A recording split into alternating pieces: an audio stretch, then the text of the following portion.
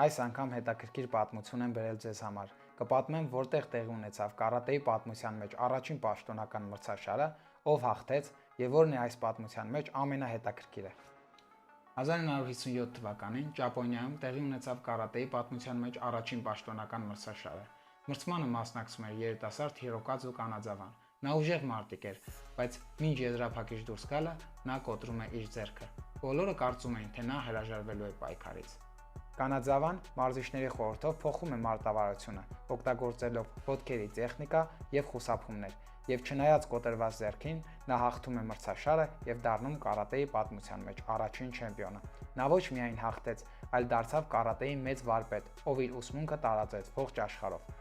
Այս պատմության մեջ ամենահետաքրքիրը այն է, որ մինչ մրցաշարը Կանադզավայի մայրը գալիս է Տոկիո մրցաշարին հետևելու, եւ երբ իմանում է, որ տղայի ձեռքը կոտրվել է եւ չի կարող մասնակցել մրցաշարին, փորձում է ոգևորել նրան, որի շնորհիվ կարողանում է մարզիկը մասնակցել եւ հաղթել մրցաշարում։ Թե ինչ ասեց նրան մայրը, որից եւ ոգևորվեց երիտասարդ մարզիկը եւ հաղթեց մրցաշարում, եթե գիտեք, գրեք մեկնաբանություններում։ Հուսով եմ այս պատմությունը ձեզ դուր եկավ եւ չեք հանձնվի ցանկացած պարագայում։